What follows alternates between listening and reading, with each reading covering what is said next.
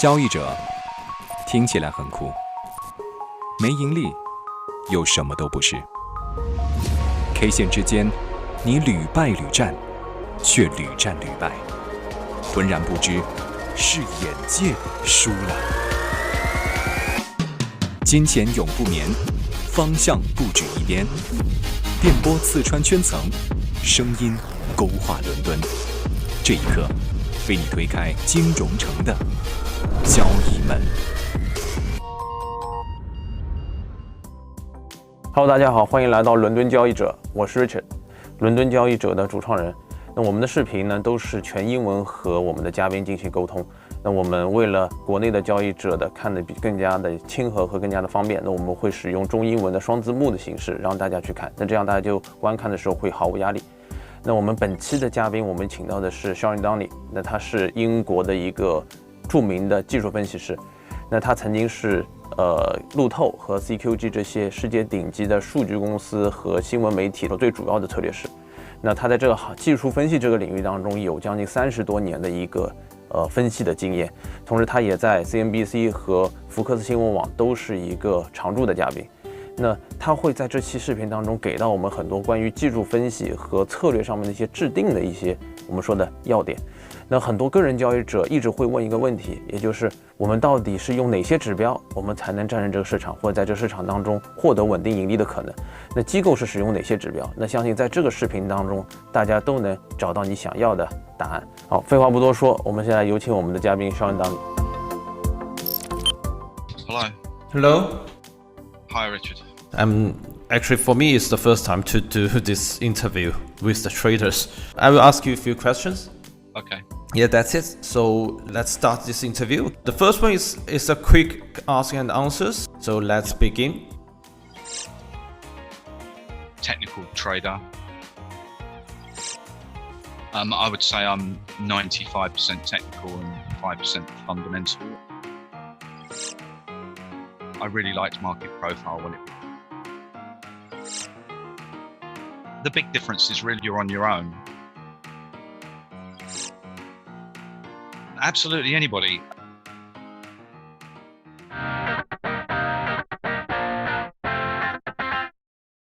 As I know, you are an experienced trader and you have at least 40 years trading experience, and you was the ex-CQG chief analyst and ex-Reuters analyst.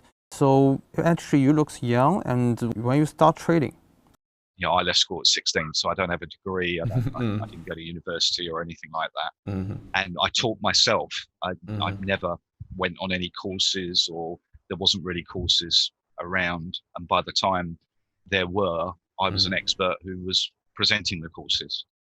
So I was lucky in that, you know, I left the market, and then I worked at Reuters in designing technical analysis and option software, and also the Globex ordering platform.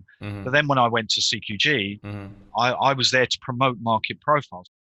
My job was to teach technical analysis and learn, have the time to test and go through all these things. And of course you go and see hundreds and, you know, thousands of traders. I know you wrote a book and introduced your trading technique and trading strategies. And also you got awarded the best analyst book in 2014. How is that book, and what that book talk about? My second book, Mapping Your Voyage of Discovery, really the idea of it is to say, okay, these are some shortcuts. You know, there's a lot of lies or mantras or cliches out there that aren't true. And so this is a way of just getting through that beginning process a lot quicker. People who create their own indicators and studies being as public. I mean, Bill Williams, Profittunity, somebody many years ago, his daughter now runs that, I think. 比尔·威廉姆斯是一位美国交易员，被认为是现代交易心理学的先驱。他是技术分析和混沌理论等书籍的作者，还开发了数个技术指标，如鳄鱼线指标、动量震荡指标、加速减速震荡指标、分型等。他将自己的方法命名为创立理论。You know, I've always been surprised that, to me, technical analysis doesn't change. I've been in thousands of dealing rooms and tens of thousands of traders, and I can say that generally technical analysis in someone's screen has hardly changed in 20 years, 25 years. Seems crazy. It hasn't changed. You know, because the market is so complex, all the many computers, many algos is coming. For example, like for the stock market, so in the US stock market, there are like over 90% of the algos has already dominated the market. But why the technical stuff is never changed during last 20 years? Why it's happened? I mean, because people are, well, I think there's one or two reasons. First is people are lazy, so they want a shortcut. They're lazy and they want a shortcut, so they'll just read, oh, this is how you use stochastics, this is Murphy's book on technical analysis, whatever. Also, if you're trading actively as a professional in a fund or a bank or whatever, you don't have time. You're too busy trading to actually analyze. If you're analyzing, if you're writing a technical commentary, Elliott Wave is probably the most popular technical commentary that people use or write, because there's always a reason why you were wrong. Oh, it wasn't an ABC, it was a 1, 2, 3. I feel interesting when I trading or when I got revenue, profit from the market. So I will build my confidence. I will say I want to do more, or I want to do some courses, or I want to chat with you guys. And so I will get a lot of experience from the other traders, but we're doing the same things. We are trading, we are getting profit, or we want to get profit from the market. That's really interesting. I mean, for me, this is the most things I want to do, because shared idea with people, or share what my experience or my trading skills with other people's. And for you, what's your, the main motivation to do the trading job? So why you can 40 years or nearly 40 years? You can go on the internet and you'll find, you're going to make $1 million in 6 months or whatever, get rich quick. And trading is not like that at all. So there's a lot of cheating and lies and marketing to try and tell you about how wonderful and how great you're going to be. And they can be very expensive and cost you a lot of money. They'll love you and leave you. So people who, I've taught or had my studies, as I said, they might have been with me for 20, 30 years, a very, very long time. So it's about, I suppose, giving something back and helping people or stopping them. And you got lots of experience and you work for many big trading firms or, the data providers. And how you think your trading career is? I'm lucky in that very few people have been given the job of doing all that. When Tom DeMark came out, I had a whole year to go through his studies and what's good for this, what suits this. And very few people have that opportunity. So I'm very lucky and unique. There's not me in having that, getting paid to do that. More recently I got paid for 2 years. You got paid and you can do that. That's brilliant. Exactly, you're getting paid. There's a big difference. Yeah, that's right. Not many people get that opportunity, and a lot of people who are employed to get that opportunity are super intelligent mathematicians. So they might be far more intelligent or educated than I am.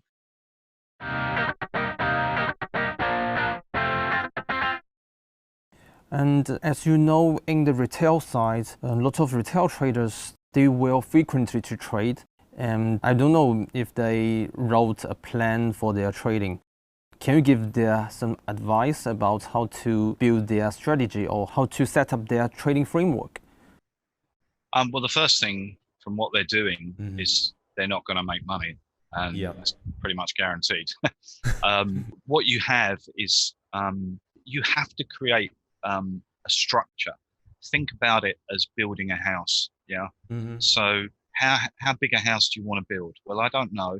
Depends how much money I have or my budget. But you have to have the foundations, the things that are going to stop the house from falling down. So you have to create a structure that suits how you understand risk, how you feel comfortable with risk. Some of them have been with me for 20 or 30 years, and I've been involved for 40 years. Well, you can't do that unless you have a structure, unless you have a method that tells you what to do. So just give us some advice, more specific key points of how to build a structure. So I had the structure that I created and the studies and the way of looking at markets. So the main thing that I do is I look at multiple time frame analysis on one chart. I have a 5-minute chart, and I could tell you all the supports and resistances for the 30, 60, 120, 240 half-day chart, all on one screen. So that helps me. I don't have to keep on changing. Oh, what's the first thing I would say is create your trading time frame. Now that could be, if you're day trading, I think it's difficult to go much beyond 15 minutes because if you're doing even a 30-minute, if you're using a 10-period stochastic on a 30-minute chart, it takes 5 hours for it to go through one cycle. So 30 minutes. So if you're using a 60-minute, it takes 10 hours. So your indicator as you're using it is not much use to you because for day trading. So I would say create your time frame chart first, and that is what you want to trade off. Whenever you do a trade, you have a plan. And risk is part of that plan, and the stop is part of your plan. The position, let's say, I don't know, the crude oil goes up 15 cents quickly from where you bought it, and then it quickly comes down 10, and you go, I was making 15, now I'm only making 5, and you put your stop at break even or something. And that's all happened. That could happen in 1 minute. And you're looking at a 10-minute chart. Well, you've suddenly gone from using a 10-minute chart to thinking in a 1-minute chart. And if you're doing that, that's probably not a good idea. Or you should be trading in a 1-minute chart to begin with. Because if you're panicking, you're trading a too high time frame chart. So you've got to try and say, that's what about structure and the plan is. You've got to have a plan. If your plan isn't clear, don't hit the button. Wait and say, okay, well, or using swing points on short-term charts is a good way of moving a trailing stop in. The trade is making money, and you say, okay, well, now another swing pattern has formed. I'm going to put my stop. I'm going to move my stop up. Or you can use. I really like moving linear regression lines as a way of tracking a trend because it doesn't matter how steep or shallow the trend is. A moving linear regression line will track it. So it's much better than a moving average. Have the tools to track your profitable trades, and then it's much easier to stick to the rules. It's very difficult when you first put a trade on. That first, 5 minutes to an hour, or 15, 30 minutes if you're day trading can be very difficult because I was making, now it's not making as much. You're really trying to look at it too much. So have some tools for your trailing stop and be able to move your stop. And again, that gets rid of a lot of the psychological problems. Okay. You've also got to be aware of volatility change, right? I would say learn market profile because that market profile doesn't have a time frame chart. It's price and time. So you can connect support and resistance with your 15-minute chart or your 10-minute. Okay. So that is the first thing, is to understand your concept of risk. It's no use somebody teaching you a system that's on. Everybody's different. If you're, you can change your volume.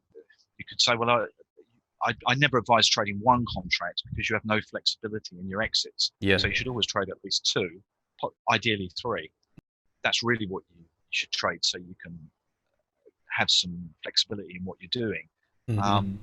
But that's the first thing, because once you've got that right, then you know what volume you can trade, know what you're risking.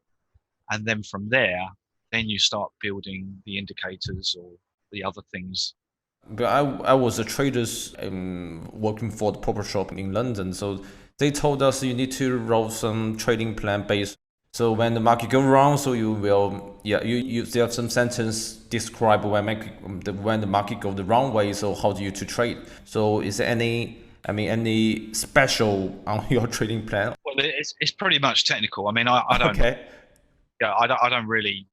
At my age, I don't sit in front of a screen all day, so I'm not looking at the minutiae. But there's a few rules that I teach people, and it's like the first thing: if you're day trading and short quite short term. If you lose 3 times in a row on the day, go home, stop. that's yeah.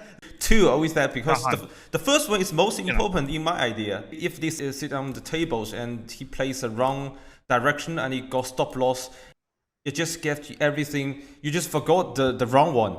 You have to go back and start from the beginning. The market will still be there tomorrow. Yeah, and it'll still be there next week, and it'll still be there next year. So missing out on a day or a week or a month is not the end of the world. So actually, on the trading side, it's not difficult to get a profit, right? And because lots of people think that's the most important, and most people thinking that was tough job or that was a tough task. But actually, it's quite easy if you prepare well, so that will be easy. For the first trade to be a winner either. Are you following your plan? It's not about winning winners and losers. It's about following the plan and controlling risks. So you can win by losing. Yeah. I lost money, but I lost money for the right reasons. The market, you're not going to win all the time. The market doesn't. Sometimes the market does something unexpected or crazy or whatever. As long as if you follow the plan, you can win by losing, because you say, you know what, I did what my plan said. So, and move on. Go to the next one. And you can have periods where, I had periods where my indicators, don't necessarily work very well, and you go, God, when's the next good one coming along? And then you get in a period where you go, well, actually, it's consistently good on this market, and you get into a rhythm. I once had a long time ago now, when I was trading much more actively, I actually went through, and I had something like it was something like 85 winners in a row. All right, T-bonds. Very high. A crazy number.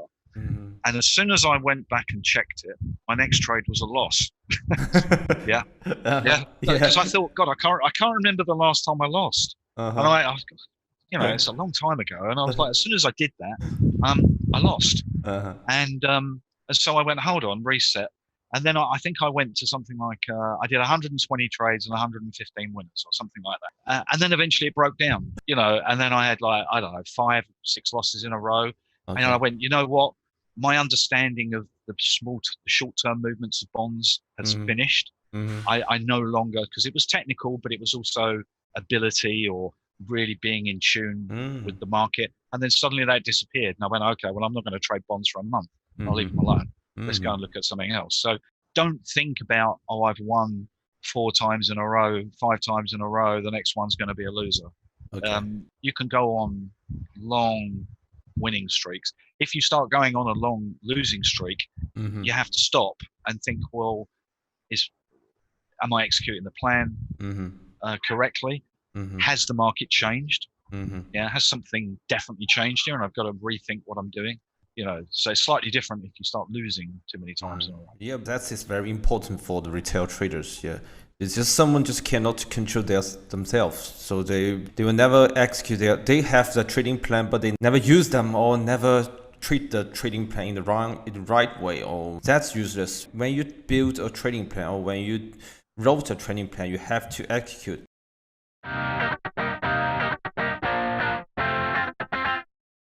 And at the first stage or phase section, we just quick ask and answer. And that you said you like to use the market profile. And can you give some advice to the retail traders how to use that? How the retail traders can use these tools, to increase their winning ratios or help them to trade well?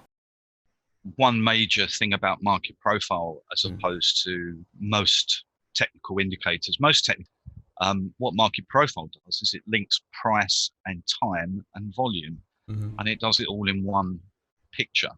The way that I use profile is my own way, and a way that I normally look at today's profile. I don't really care about the profile as it's building today. I'm looking at where the profile is in the relationship to the previous days or the current trend. So a slightly different way of looking at it. Okay. For me, I use market profile every day. I will focus on previous day and some single print or other. When the market go up very quickly, or he just jump to another certain point or certain level, so just all one single print on the chart. So I will use some gap between the different profiles or different. My advice for people starting on profile is if you're looking for your reference is the previous 5 days. Yeah. And the reason for that is most traders can't remember what happened more than 5 days ago. Yeah. So when beginning your reference points, that's where it's the most recent history. Yeah. And that's where you want to concentrate your effort. Okay. Individual traders, they usually use Fibonacci retracement or Bollinger Band or the primary indicators or secondary indicators. Are these kind of indicators efficient, or is it effective trading skills? So do you suggest the individual traders, they use these kind of, indicators to build their strategies? Yeah, that's fine, but you've got to remember that technical analysis or whatever those studies you choose to use are a support structure. They're your support, your structure for being a good trader, and they're an excuse if you trade badly. So for me, Fibonacci retracements in a market that's not very liquid or isn't very technical. So I have customers who trade French wheat and London wheat, which is not a technical market and doesn't have speculators very much. And so Fibonacci retracements work very well because the traders who trade it are very basic. Whereas if you're trading the S&P, all the algorithms know where the Fibonacci retracement levels are and will push it through them to hit stops and do all sorts of things. So I personally prefer Fibonacci extensions, and I have a specific way of how I create them to create zones of targets and things like that. Okay. Bollinger Bands is something I've taught for many years. I have my own version of Bollinger Bands called time average bands, which instead of looking at the close to close, look at the range to range. And then let's say the market range is expanding. The moving average in a Bollinger Band is normally fixed at 20 bars. Mine changes. So if range expands, it could go down to a 3-period average. If it's very quiet, it can go up to 21. So it's much more dynamic. Bollinger Bands are a good partial exit strategy. Yeah. So I can't really go into it here, but if you're already in a trend following position, Bollingers can work well in keeping you in the trend and giving you your exits.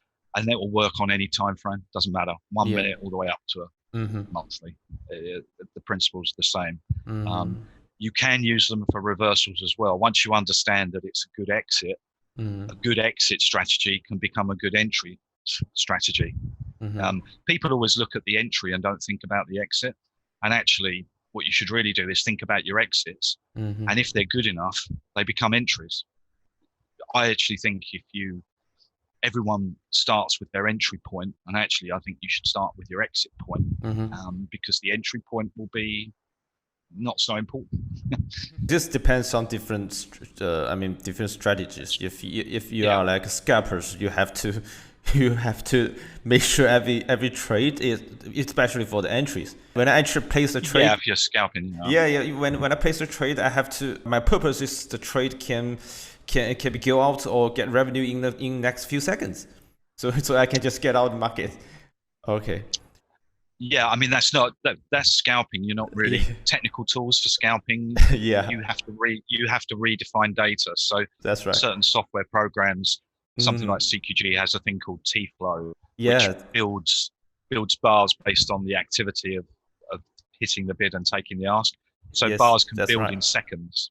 That's right. And so if you use something like that, you've redefined data. And that's very important. The idea of redefining data, again, a lot of people don't do that, and they should. So if you're using something like T-flow, then you can use technical tools to scalp.